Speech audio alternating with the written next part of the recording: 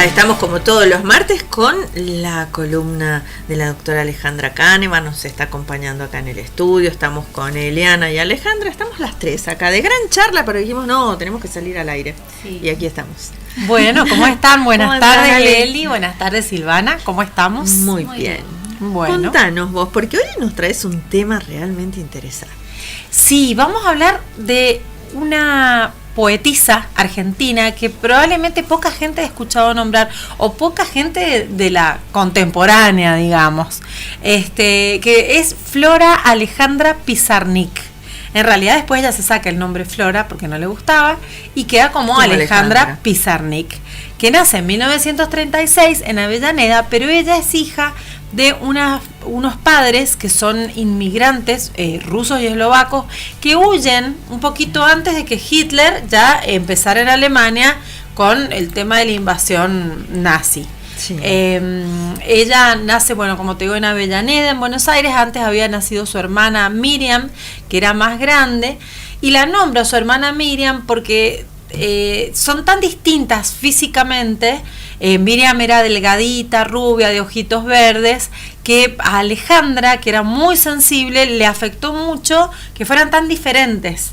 Ella era más peticita, más menudita, con tendencia a engordar, morocha, con ojitos verdes tirando a grises, y bueno, ella se sentía, si ustedes ven la foto, no era fea, pero ella se sentía fea. Claro, como comparaba. Que aparte en esa época todavía esto de que hay rubiecita, ojos claros o rubiecita, eran como que más lindo, más blanquito.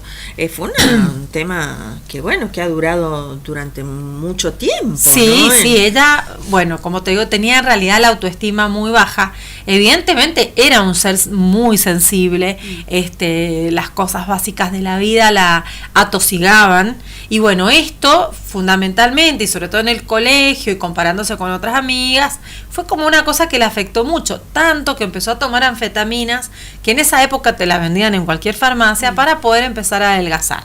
Finalmente se hace adicta a las anfetaminas y las anfetaminas no le hacen adelgazar, pero sí le permitían estar de noche despierta y poder escribir sus poemas y sus diferentes libros ya más en la adultez. Pero bueno, lo importante de la familia de Alejandra, que yo les contaba que eran inmigrantes rusos y eslovacos, eran judíos, a la familia de ellos, los que quedaron en Europa, directamente los desaparecieron. O sea, a su abuelo lo mandaron a trabajos forzados y a su abuela y a sus tías las mandaron a los campos de concentración y desaparecen.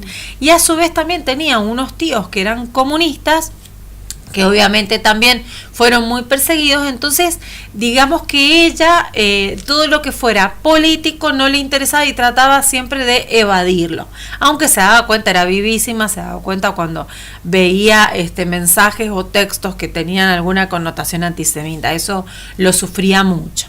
Bueno, Alejandra empieza a leer. Ella decía que cuando se aburría su mamá le daba 10 centavos y que se fuera y se comprara un libro, y empieza a conocer distintos autores, entre ellos lee mucho a Rubén Darío, lee a Proust y empieza a interesarse por el surrealismo, le encantó también Artaud, y bueno, y digamos que se va metiendo tanto en la lectura y en este tipo de autores que se fanatiza y dice, bueno, voy a estudiar filosofía y letras.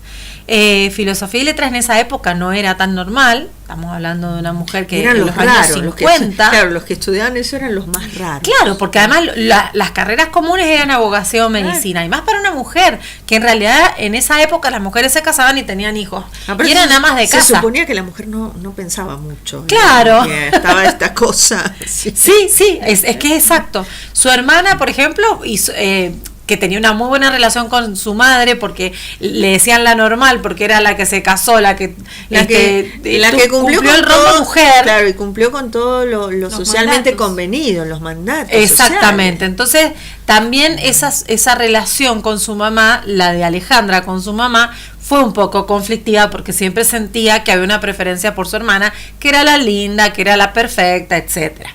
Además, cabe que esta es una connotación que hoy damos, pero que en esa época era estigmatizante, ella era bisexual. Entonces ha tenido relaciones con hombres como también con mujeres. Ella estuvo conviviendo como 4 años con una fotógrafa y todo eso también a ella la hacía sentirse perturbada, esto de ser bisexual. Entra a la Facultad de Filosofía y Letras, no termina, creo que hasta no rinde ningún examen, porque se dio cuenta que ella lo que tenía era una avidez tremenda por analizar a cada uno de los autores, y para llegar a eso tenía que llegar a 5º año. Entonces directamente se dedica a escribir, y en 1955 escribe su primera obra, que además se la publica a su papá, o sea, su padre, que era el que congeniaba muy bien con ella, es el que la ayuda económicamente a publicar esa obra que se llama La Tierra Más Lejana. En el año 50, esa la firma como Flora Alexandra Pizarnik, que era su verdadero nombre. Se saca el Flora de encima, y en 1956 presenta otra obra más, porque ya la primera no le gustó, como a varios autores. Normalmente no quieren mucho a su primera obra. Y en el 56 escribe otra obra que se llama La Última Inocencia. Y ahí en La Última Inocencia es donde ella empieza un poquito a enfocarse y a hablar de la muerte. Esto es importante porque todos los poemas y todo lo que escribe Alejandra, escribe cuadernos también, una serie de diarios íntimos, todo lo que ella va a escribir va a ser siempre preguntándose su existencia y no encontrar la muerte, sino al revés, como acariciando un poco a la muerte, inclusive deseándola por muchos momentos. Ella era muy depresiva, y fundamentalmente entre 1960 y 1964 se va a vivir a París, porque le dijeron que con esta depresión sería bueno que cambies de lugar, que vayas a la cuna de todos estos autores que vos elogiás y que te interesan tanto, como era Ortod, por ejemplo. Y ahí en París, que vive estos 4 años de 1960 a 1964, lo conoce a Cortázar, y también lo conoce a Octavio Paz, que fue Premio Nobel de Literatura mexicano. Ahí se hace muy amiga de ellos, escribe un montón, produce muchísimo, pero la economía no la ayuda, y en el 64 no le quedó otra que volverse a Buenos Aires. En Buenos Aires trabaja en La Nación como periodista, también se dedica a pintar, inclusive presentó algunas obras de arte, hizo algunas exposiciones, o sea que todo lo artístico ella lo expresaba, inclusive escribe cuentos y hace dibujos de esos afloraba cuentos. Ella, o sea, afloraba. No me gustaba su nombre, pero su nombre lo decía. Pero era muy expresiva. Y viviendo en Buenos Aires, trata de mejorar un poco la relación con su madre, y en el 67 muere su padre. Y ahí hay un quiebre, ahí se quiebra ella. O sea, pierde a su papá y dice, con la muerte de mi padre empiezo a ver mi muerte más real. Y empieza con los barbitúricos, se hace adicta a los barbitúricos en 1968, y escribe, está por una etapa muy oscura, escribe muy oscuro, tanto que su amigo Cortázar le escribe una carta, porque ella le cuenta que ha tenido algunos intentos de suicidio, y hay una carta muy linda que le escribe Cortázar donde la reta y le dice, yo te quiero Alejandra, te quiero viva. En un momento le dice, te voy a bajar esos slips que usás, que no sé si serán verdes o rosados, para darte chirlos y hacerte entender que tenés que quedarte en esta vida. Bueno, es muy bonita la carta, esa se la recomiendo también que la busquen por internet. Bueno, finalmente Alejandra no logra superar su depresión, vuelve a París nuevamente, porque se gana la beca Guggenheim, y está un tiempo en París, pero ya no es el París que ella conocía, había cambiado mucho, sus amigos y todos los intelectuales ya estaban, en otro rumbo. Además era una París muy politizada, acuérdense del Mayo francés, y eso ya ella es como que no quería involucrarse. De hecho, cuando vuelve a Buenos Aires, la internan en varios neuropsiquiátricos, y sus amigos tratan de ayudarla y no hay caso, y el 25 de septiembre se cumplieron 45 años de su muerte. Su último libro fue La Condesa Sangrienta, y sus amigos trataron de rescatarla en un momento, pero se tomó 50 barbitúricos y le dejó un mensaje a Antonio, que era su vecino, que también era su amigo, y su vecino no llegó a tiempo, llegaron el día 25 tarde y ya estaba casi sin vida, estaba con casi poquitas pulsaciones, y lo más destacable, muere con 36 años, pero deja en un pizarrón que ella tenía, deja esta frase que a mí me gusta mucho y que la voy a leer textual porque no me quiero equivocar, es corta, pero bueno. Dale. Dice: no quiero ir nada más que hasta el fondo. Esa es la última frase que escribe. Wow. Y si ustedes leen La Condesa Sangrienta, que era su último libro, también van a ver que todo esto de la muerte de una mujer que era bisexual, que era una condesa que cometía asesinatos, claro.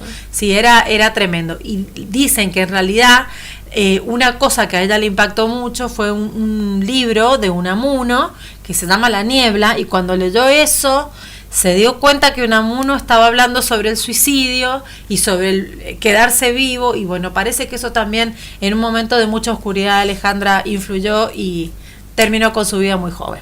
La verdad, ¿no? Que este tema, ¿no? del suicidio, como vos lo ves a lo largo de la historia, de su poesía, cómo ella trataba de encontrarlo y al mismo tiempo evitarlo, ¿no? Sí, ella pudo pedir ayuda, sí. Inclusive en la última etapa de su vida pudo relacionarse mejor con su madre, pero una cosa que la agobiaba mucho era hacer un trámite, hacerse un par de huevos fritos. Claro, o sea, como que no estaba preparada para vivir. No, ella no estaba preparada para vivir. Ella vivió por y para la poesía, claro. Y murió por la poesía.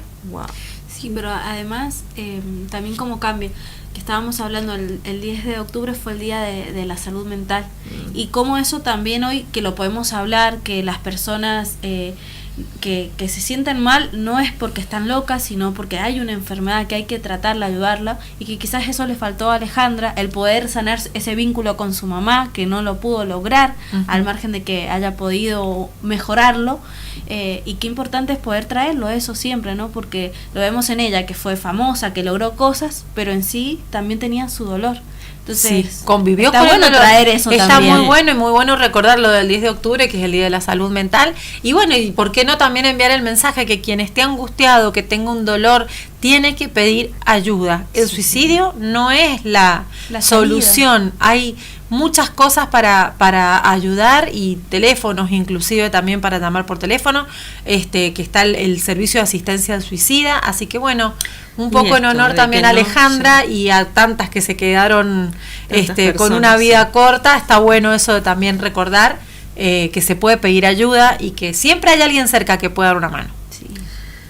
Wow, me encantó la columna de hoy para reflexionar, y nos vamos a ir a la música y nos vamos a reencontrar el próximo martes. Así será. Muchas gracias, Ale. Chao, hasta luego.